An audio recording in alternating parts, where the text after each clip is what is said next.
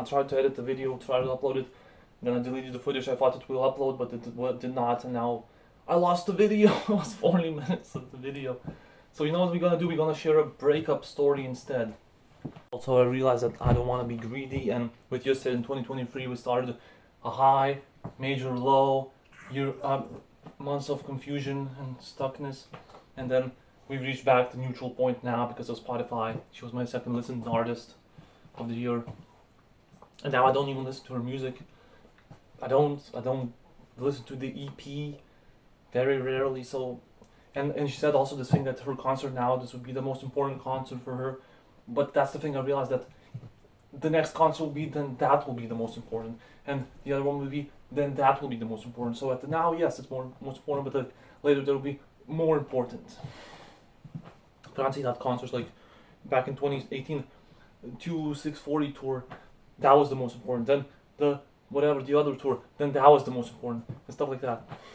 In the morning, I had an urge, a second urge to spy on the runner on social media, but I chose to not do that. So. Before breakup, a couple of months before it, I had that train ride. After that, I was here in the village and I had my most anxious moments in this relationship. It was evening and I was trying to write and delete messages, and I just felt so anxious how she will respond, and she told me, "You worry way too much." Fucking liar. I remember during that night I couldn't sleep, barely slept, and just I felt like it's almost like it was feeling when you have a fever and you have your body temperature, you feel cold. I literally felt like I was even shaking a little bit. And now on to the breakup story. I think I remember that I would judge myself sometimes, or trying to blame myself for like wanting to just that intimacy, to just like, oh, I just want to do this with that person, that's it. No, far from truth, because I cared very deeply about that relationship, and I wanted that so that relationship could be more balanced, or just would be flowing and stuff, so to take that magic back, But that's the thing, like, the one thing I now want to mention is how one-sided it was. I was trying every day, and this person just didn't care, And you both have to put in effort, and yeah, you can't make it work, by yourself. So it's really unfortunate. And yeah, there were observers from outside that could see that, I didn't see that myself. I remember even my sister once told me, in capital city, like a few months before breakup, she was like, basically saying like, oh, this shit is not gonna work out, something like that. We were walking from shopping home, I was like, I kind of like, yeah, whatever, I just sold it, but deep down I knew, so. I still wasn't like positive, I tried to like almost brainwash myself to like, oh, I'm the luckiest guy, living the dream, that sort of thing, yeah, I'll have love.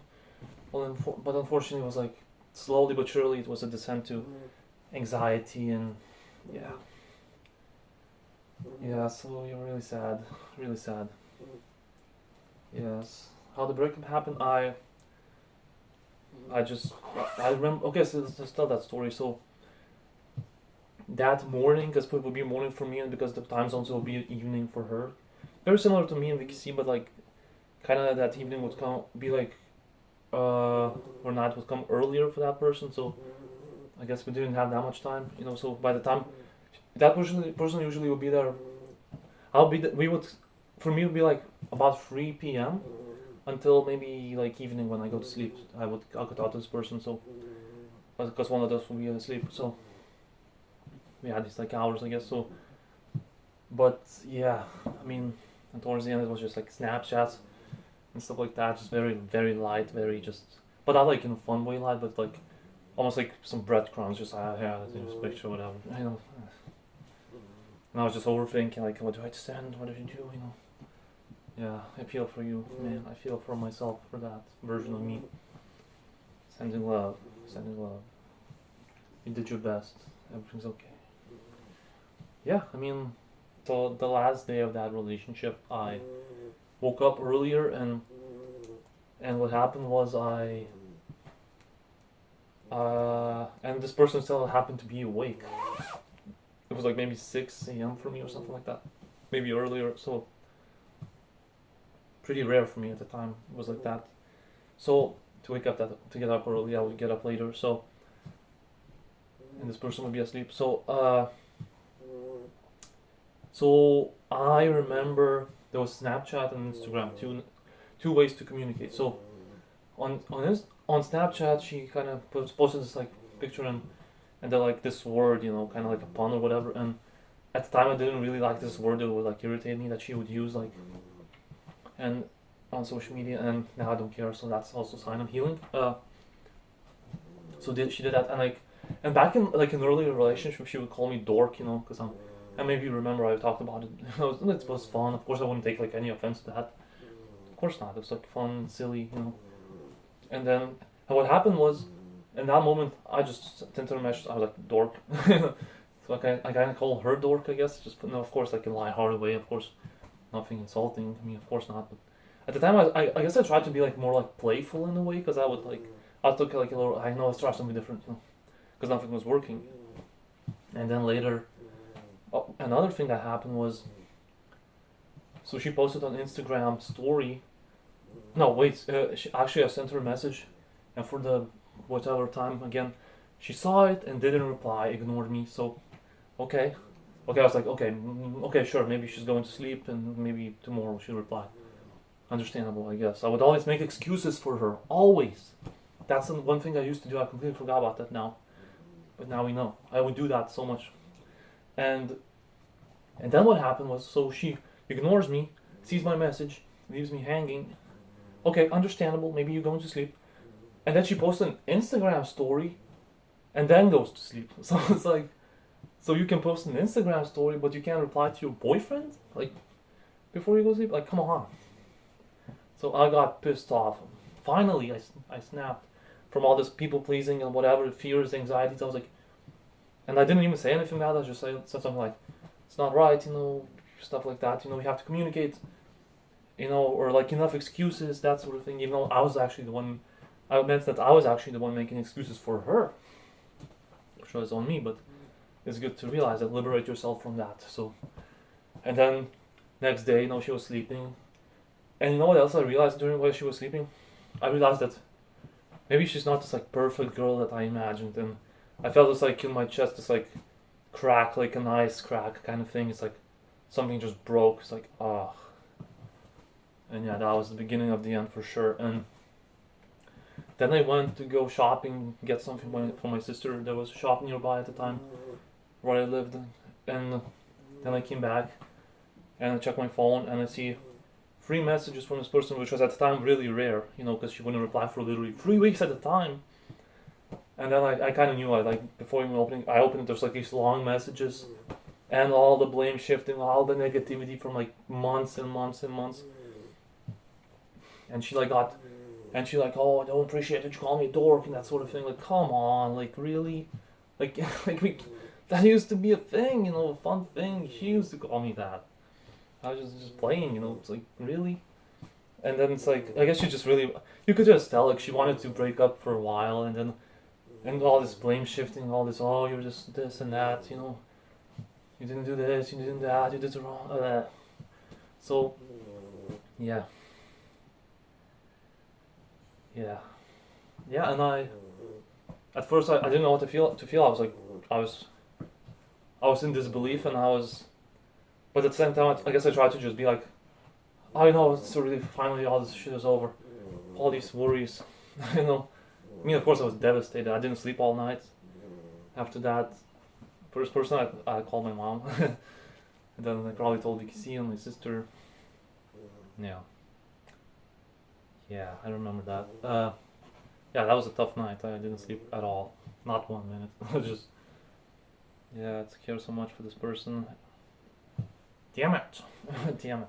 But you know what? That was really needed. That was a catalyst for change. So, yeah, and I know it myself. I wouldn't have broken up with her. I know I didn't have that, you know, in me. So, the only time I ever broke up with the girl was when she was like absolutely bullshitting, like Lydia was. But that was like super light, but still.